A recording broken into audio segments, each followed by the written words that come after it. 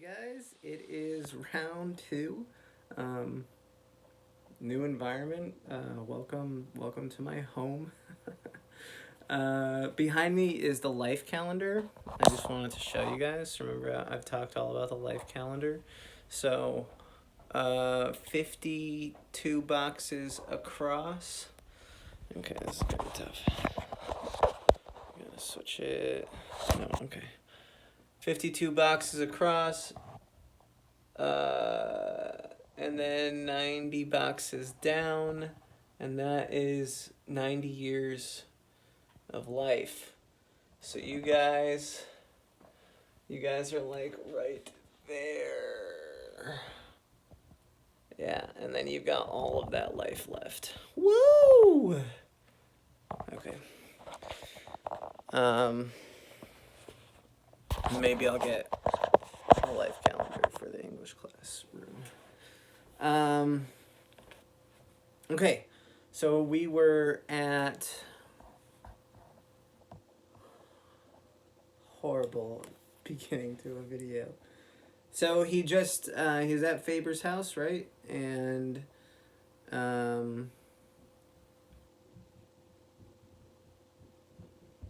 Faber's like, I'm sorry about this. Oh no, Montag said I'm sorry. Okay, perhaps I can delay them here. Wait, there's no use you being discovered. When I leave, burn the spread of this bed that I touched. Burn the chair in the living room in your wall incinerator. Wipe down the furniture with alcohol. Wipe the doorknobs. Burn the throw rug in the parlor. Turn the air conditioning on full in all the rooms and spray with moth spray if you have it. Then turn on your lawn sprinklers as high as they'll go and hose off the sidewalks. With any luck at all, we can kill the trail in here anyway. Faber shook his hand.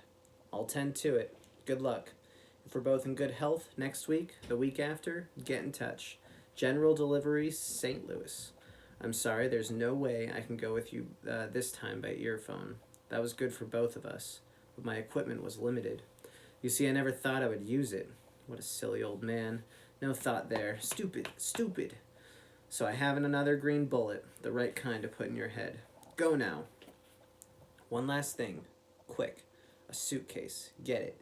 Fill it with your dirtiest clothes. An old suit, the dirtier the better. A shirt, some old sneakers and socks. Faber was gone and back in a minute. They sealed the cardboard valise with clear tape. To keep the ancient odor of Mr. Faber in, of course, said Faber, sweating at the job.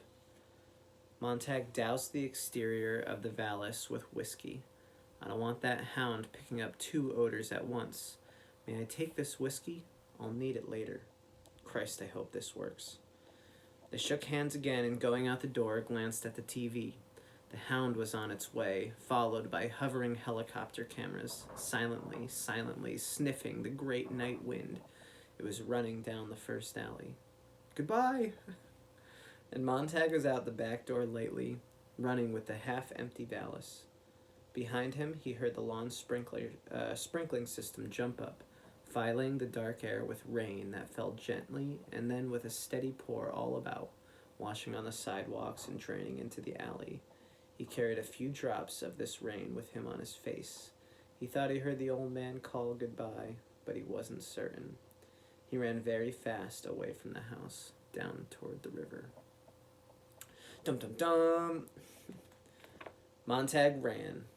He could feel the hound, like autumn, come cold and dry and swift, like a wind that didn't stir grass, that didn't jar windows or disturb leaf shadows on the white sidewalks as it passed. The hound did not touch the world. It carried its silence with it, so you could feel the silence building up a pressure behind you all across town. Montag felt the pressure rising and ran. He stopped for breath on his way to the river to peer through dimly lit windows of wakened houses and saw the silhouettes of people inside watching their parlor walls, and there on the walls the mechanical hound, a breath of neon vapor, spidered along, here and gone, now at Elm Terrace, Lincoln, Oak Park, and up the alley toward Faber's house. Go past, thought Montag. Don't stop. Go on. Don't turn in. On the parlor wall, Faber's house with its sprinkler system pulsing in the night air. The hound paused, quivering. No, Montag held to the windowsill. This way, here! The Procaine needle flicked out and in, out and in. A single clear drop of the stuff of dreams fell from the needle as it vanished in the hound's muzzle. Montag held his breath, like a doubled fist in his chest. I like that simile, right? He held his breath like a doubled fist in his chest. The mechanical hound turned and plunged away from Faber's house down the alley again. Montag snapped his gaze to the sky. The helicopters were closer, a great blowing of insects to a single light source. Good metaphor, right? With an effort, Montag reminded himself again that this was no fictional episode to be watched on his run to the river. It was in actuality his own chess game he was witnessing, move by move. He shouted to give himself the necessary push away from this last house window, and the fascinating seance going on in there. Hell! And he was away and gone. It would probably be hard. I mean, you're like watching TV, you're like, wow, that is kind of entertaining. You're like, no, this is about, like, I gotta go. The alley, a street, and the smell of the river. Leg out, leg down, leg out, and down. 20 million Montags running. Soon, if the cameras caught him. 20 million Montags running like an ancient flickery Keystone comedy. Cops, robbers, chasers, and the chased. Hunters and hunted. He had seen it 1,000 times. Behind him now, 20 million silently baying hounds ricocheted across parlors, 3 cushions shooting from right wall to center wall to left wall, gone. Right wall, center wall, left wall, gone. Right wall, center. Wouldn't that be cool? Montag jammed his seashell to his ear. Police suggest entire population in the Elm Terrace area do as follows. Everyone in every house in every street open a front or rear door or look from the windows. The fugitive cannot escape if everyone in the next minute looks from his house. Ready? Of course. Why hadn't they done it before? Why in all the years hadn't this game been tried? Everyone up, everyone out. He couldn't be missed. The only man running alone in the night. The only man proving his legs. There's no pedestrians in this society, right? So the only person who's out at night is gonna be the guy. At the count of 10 now. 1, 2. He felt the city rise. 3. He felt the city turn to its thousands of doors. 4. The people sleepwalking in their hallways. 5. He felt their hands on the doorknobs. The smell of the river was cool and like a solid rain. His throat was burnt rust, and his eye were wept dry. It's probably eyes were wept dry with running. He yelled as if this yell would jet him on, fling him the last 100 yards. 6, 7, 8. The doorknobs turned on 5,000 doors. 9. He ran out away from the last row of houses on a slope leading down to a solid, moving blackness. 10. The doors opened. He imagined thousands on thousands of faces peering into yards, into alleys, and into the sky. Faces hid by curtains, pale, night-frightened faces, like gray animals peering from electric caves. Faces with gray, colorless eyes, gray tongues, and gray thoughts looking out through the numb flesh of the face. But he was at the river. He touched it, just to be sure it was real. He waded in and stripped in darkness to the skin, splashed his body, arms, legs, and head with raw liquor, drank it, and snuffed some up his nose. Then he dressed in Faber's old clothes and shoes. He tossed his own clothing into the river and watched it swept away. Then, holding the suitcase, he walked out in the river until there was no bottom, and he was swept away in the dark. Not a bad plan, right? Pour like alcohol on you, and then drink some, put it up your nose, like make sure he's got Faber's clothes on. He was 300 yards downstream when the hound reached the river. Overhead, the great racketing fans of the helicopters hovered. A storm of light fell upon the river, and Montag dived under the great illumination, as if the sun had broken the clouds. He felt the river pull him further on its way into darkness. Then the light switched back to the land. The helicopter swerved over the city again, as if they had picked up another trail. They were gone. The hound was gone. Imagine the relief. And now he's just in a river.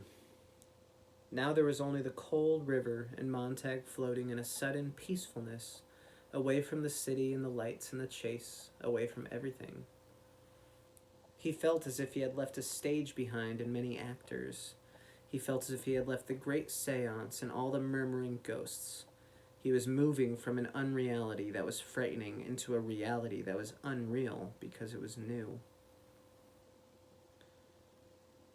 He was moving from an unreality that was frightening into a reality that was unreal because it was new. Kind of like what's going on here, huh? We got this, well, he's saying an unreality because it wasn't really reality based. We have a reality based.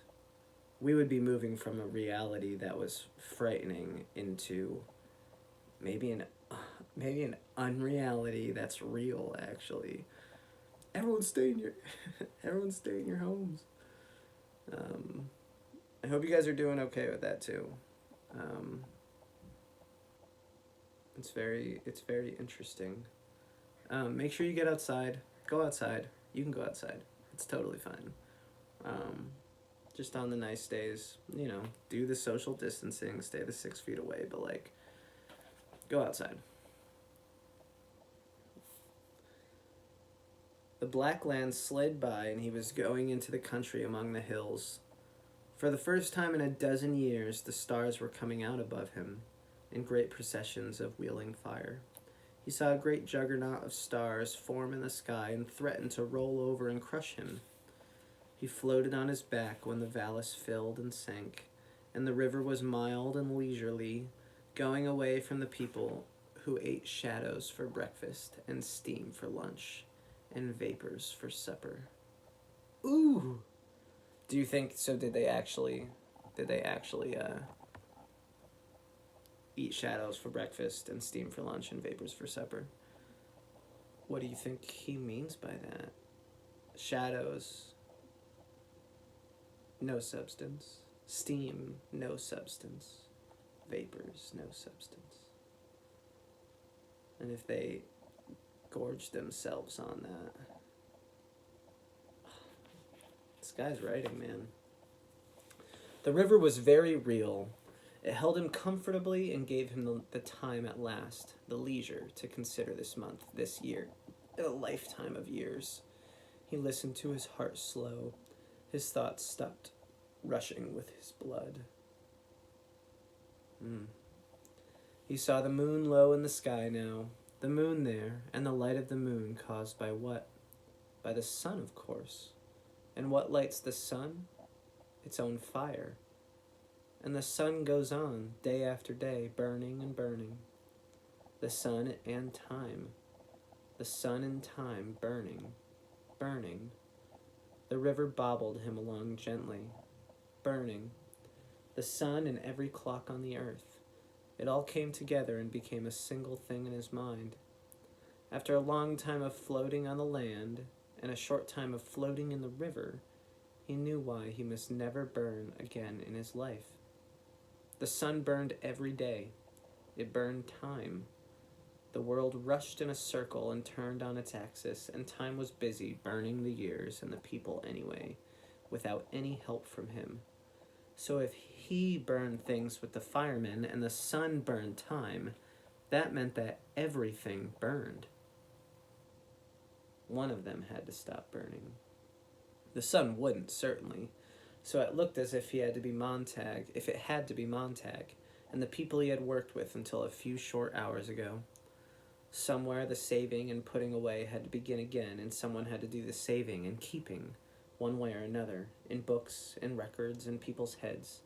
Anyway, it all so long as it was safe, free from moths, silverfish, rust, and dry rot, and men with matches. The world was full of burning of all types and sizes. Now the guilt of the asbestos weaver must open shop very soon. Okay, what insight about time and the sun and his actions as a fireman does Montag get during his leisurely float on the river? What does Montag understand humans must do to counter the effects of the time-burning sun? So he just had a pretty profound revelation, right? The sun burns time. No, time... I mean, yeah, the sun burns time. The sun is burning, but it's like... What did he say? It burned time. The world rushed in a circle and turned on its axis, and time was busy burning the years and the people anyway, without any help from him. So if he burned things with the firemen and the sun burned time, that meant that everything burned.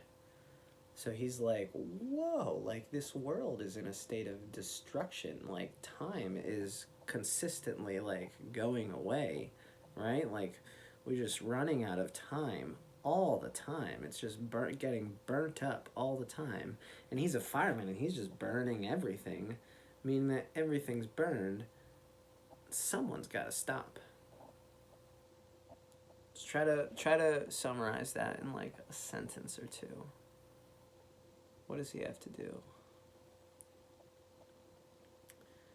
And we will stop soon.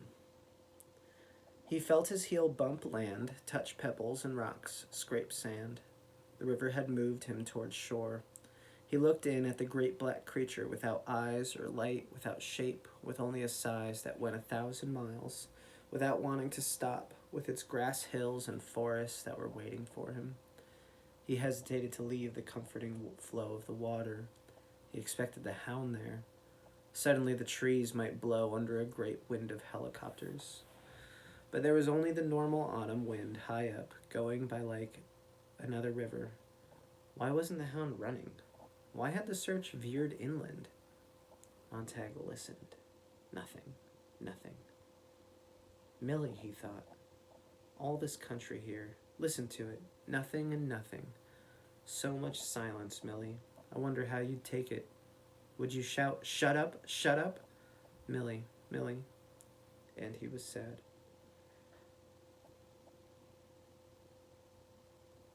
So we live in Vermont, right? And we get some silence, right? We got some woods. We know what that's like. Imagine being in the city and being in a city your whole life. I'm thinking New York City. The city that never sleeps. And you got constant noise.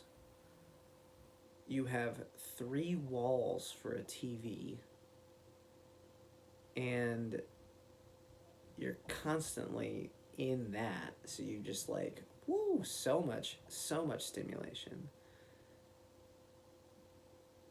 And then you float down a river and you land on some land and you're like, whoa, it's silent. So much silence, Millie. I wonder how you'd take it. Would you shout, "Shut up, shut"? Have you ever yelled "shut up" to silence? I remember, I know it's ridiculous, but like some silences were really loud. I don't think I ever yelled "shut up" to a silence, but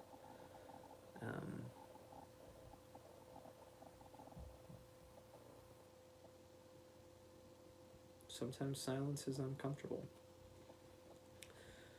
Millie was not here and the hound was not here, but the dry smell of hay blowing from some distant field put Montag on the land.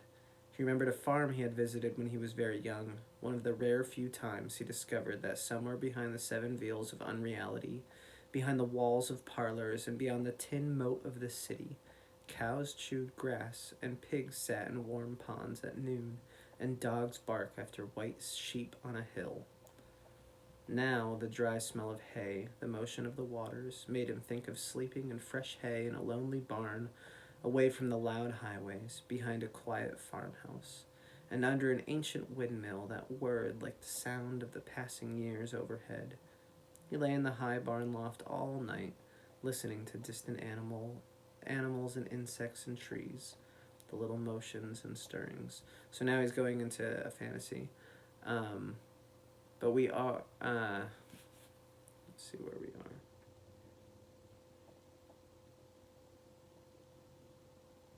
We'll stop there for today. I know we only got one question in, but 20 minutes is 20 minutes.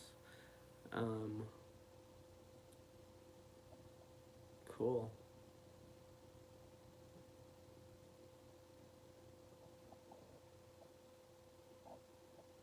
Okay. Again, hope you all are doing well. And talk to you tomorrow. Kind of.